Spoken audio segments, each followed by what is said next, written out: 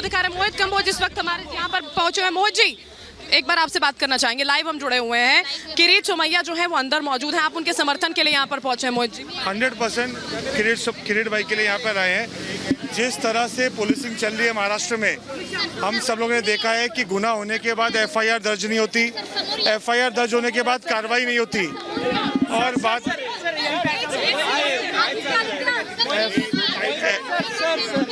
FIR दर्ज होने के एफआईआर दर्ज होने के बाद, मैं देता आपको बाइट देता हूँ ना, एफआईआर दर्ज होने के बाद कार्रवाई नहीं होती। दूसरा, जिस तरह से पवार साहब के घर के बाहर एसटी आंदोलन वालों ने हल्ला गुल्ला किया था, उसका मैं निंदा करता हूं, लेकिन कैसे उनके ऊपर कार्रवाई हुई और सबको अरेस्ट किया गया, लेकिन आज तक उनको बेल नहीं मिली।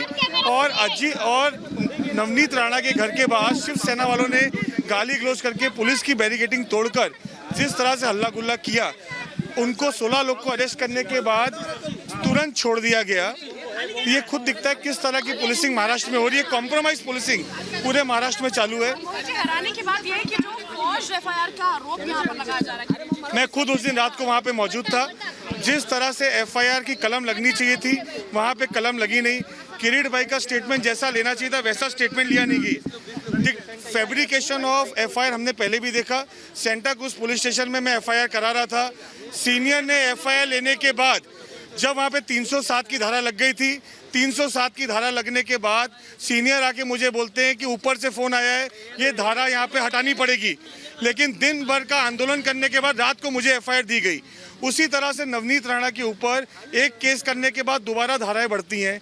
खार पुलिस स्टेशन में जिस तरह की घटना हुई, यहाँ पे high level inquiry home ministry में डिमांड की गई है। मेरा ऐसा स्पष्ट मानना है, होम सेक्रेटरी को स्पेशली यहाँ पे खार पुलिस स्टेशन में जो अधिकारी उपलब्ध थे, सब पे हाई लेवल कमेटी बैठा के यहाँ की इनकी ऊपर जांच होनी चाहिए। सबको कहा गया कि सख्त से सख्त एक्शन लेना होगा, इसी तरह की स्थिति फिर बनती है, ऐसे हमला कर दिया जाता है। 100% अगर जेड सिक्योरिटी सेंटर ने प्रोवाइड की है, सिक्योरिटी प्रोवाइड करने के बाद भी अगर किसी जेड प्रोटेक्टी को जिस तरह से 3-3 बार स्टेट में हमले होते हैं, वो एक बहुत ही गहरा, बहुत गंभीर विषय है। उस विषय के अंदर अगर लॉ एंड ऑर्डर स्टेट का खराब नहीं हो और प्रोटेक्टी की सिक्योरिटी के लिए भी अगर कॉम्प्रोमाइज सीआईएसएफ करती है कि भाई कहीं पे भी उन्होंने रिटेलिएट किया, ऐसा नहीं हो जाए कि सामने किसी को भी उसमें वार पे चोट लगे।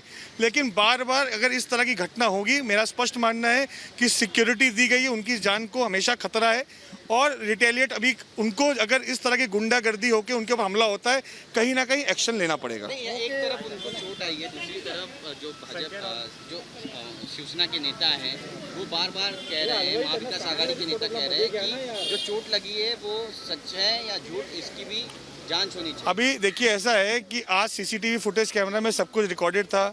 वहाँ पे किस तरह से शीशा टूटा, उनको पत्थर लगे, सब कुछ वो घटनाक्रम पूरा रिकॉर्डेड है। और पूरा घटनाक्रम पुलिस स्टेशन के अंदर हुआ, ऐसा नहीं है कि पूरा घटनाक्रम पुलिस स्टेशन के बाहर हुआ। ये सब देख किस तरह की कॉम्प्रोमाइज पुलिसिंग महाराष्ट्र में चालू है, किस तरह से सरकार के दबाव के अंदर मुंबई के सीपी काम कर रहे हैं। ये विषय बहुत दिन से हम देख रहे हैं, आज का विषय नहीं है। दरेकर साहब पे एफआईआर हो, प्रसाद लाड के ऊपर हो, फैब्रिकेशन नारायण राणे साहब के ऊपर हो, जब ये सीपी साहब डीजी थे उस समय भी फैब्रिकेशन एफआईआर किरीट सोमैया के ऊपर हमले हुए, ये यहाँ पे सीपी बन के आए। सीपी बनने के बाद भी किस तरह से यहाँ पर केसेस हुए, बहुत से केसेस, एक केसेस की बात नहीं है। कोर्ट ने भी संज्ञान लिया है, तुरंत बेल मिलती है भारतीय जनता पार्टी को, क्योंकि जितने फैब्रिकेशन होता है वो कोर्ट में टिकता नहीं है। अभी भी नवनीत राणा के ऊपर जैसे 2 एफआईआर हुई, दूसरी एफआईआर भी सेम ऑफेंस के लिए 2-2 एफआईआर रजिस्टर होती है। तो ये खुद में सब लोग, पूरे महाराष्ट्र की जनता, पूरे देश में यहाँ पे किस तरह का एक दुरुपयोग मुंबई पे पुलिसिंग का चालू है। भारतीय जनता पार्टी के नेताओं को आवाज़ दबाने के लिए या आप घर पे बीएमसी भेज दो, नहीं तो आप फैब्रिकेशन केस करो। और अब तो 3rd लेवल पे बात चली गई है, रोड के ऊपर मॉब लिंचिंग करने की घटना। प्रोटेक्शन के अंदर मॉब लिंचिंग होता है। मेरे ऊपर जिस तरह से 22 तारीख को मातोश्री के सिग्नल पे, कला नगर पे, आज इतना सेंसिटिव एरिया पे अगर 500-500 लोग इकट्ठे होकर मॉब लिंचिंग की घटना करते हैं, गाली गलौज करते हैं, और अभी तक उसमें 4 दिन में कोई एक्शन नहीं लिया जाता है, तो ये कॉम्प्रोमाइज़ नहीं तो और क्या है। मतलब कानून व्यवस्था से भारतीय जनता पार्टी के लिए क्या? कानून व्यवस्था ये सरकार में बैठे हुए लोगों के लिए नहीं है।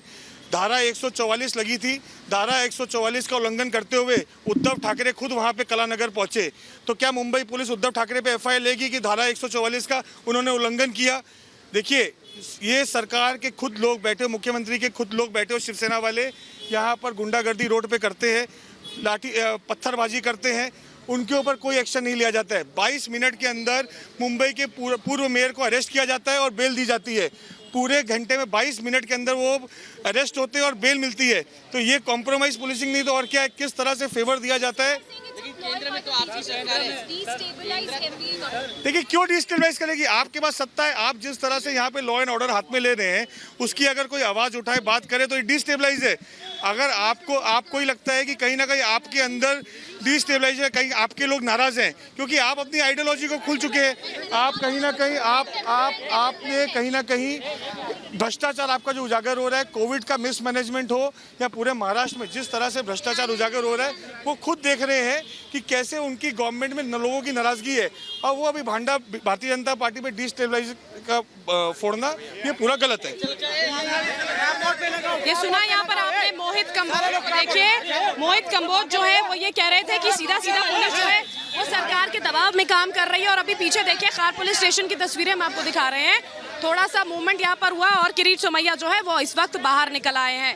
हमने तस्वीरें यहाँ पर साझा की थी, ये बताया था कि बाकायदा ऑन रिकॉर्ड कैमरे का इस्तेमाल करते हुए यहाँ पर जो FIR है, जब वो दर्ज कर रहे थे, अपनी शिकायत यहाँ पर दर्ज करा रहे थे, तो उस दौरान कैमरे ऑन रिकॉर्ड बाकायदा यहाँ पर पूरी की पूरी शिकायत जो है इस तरह से दर्ज की गई है। मोहित कंबोज के गंभीर आरोप जो है वो यहाँ पर आपने सुने।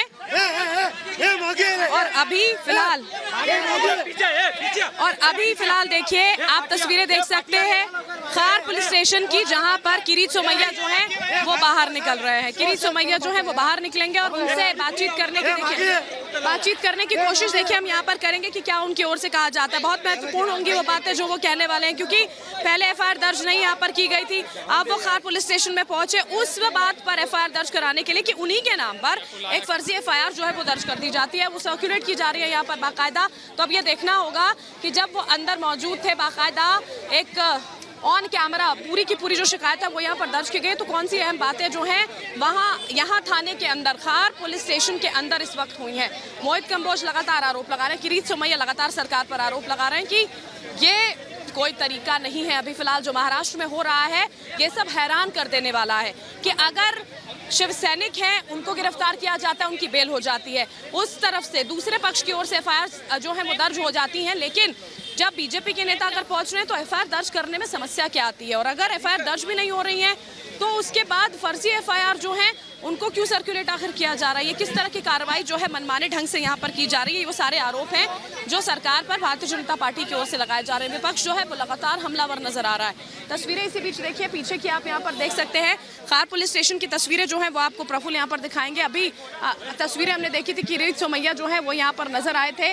आपसे कुछ ही देर में देखिए वो बाहर आएंगे और उसके बाद ये समझने की कोशिश उनसे की जाएगी यहाँ पर कि आखिर जो शिकायत उनकी ओर से दर्ज की गई है, क्या कुछ बात जो है वो उनकी ओर से कही गई है। मोहित कंबोज से भी देखिए इस वक्त हमने यहाँ पर बातचीत की थी, रिपब्लिक भारत से उन्होंने जब बात की तो ये बताया कि देखिए मैं बिल्कुल उनके समर्थन में हूँ। उस दिन भी जब शनिवार को FIR दर्ज करने की कोशिश यहाँ पर की गई थी तब भी रोक दिया जाता है, हमला मेरे ऊपर किया जाता है, उसको लेकर शिकायत नहीं दर्ज की जाती, FIR नहीं दर्ज की जाती है।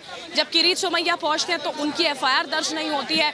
घंटों वो स्टेशन में मौजूद थे, घंटों वो बांद्रा के स्टेशन में मौजूद थे, उनकी शिकायत उस वक्त दर्ज नहीं की गई थी। और उसके बाद अब यहाँ पर तस्वीरें हम आपको देखिए दिखा रहे हैं। ये पूरा का पूरा देखिए जो एरिया है, पीछे पुलिस मौजूद है, मीडिया कर्मी है वो यहाँ पर मौजूद है। और देखिए आपके पीछे की तस्वीरें यहाँ पर खार पुलिस स्टेशन की तस्वीरें इस वक्त की हम आपको दिखा रहे हैं। देखिए, और अभी कुछ ही देर बाद जो है किरीट सोमैया है जो यहाँ पर बाहर निकलेंगे और उसके बाद उनसे बातचीत करने की देखिए कोशिश हम यहाँ पर करने वाले हैं। क्या कुछ उनकी ओर से कहा जाता है बहुत महत्वपूर्ण होगा, क्योंकि पिछले कई दिनों से राजनीति जो है वो महाराष्ट्र की गरमाई हुई नजर आती है। आप देखिए यहाँ पर स्टेशन के ठीक सामने पुलिस जो है वो यहाँ पर मौजूद है अभी फिलहाल।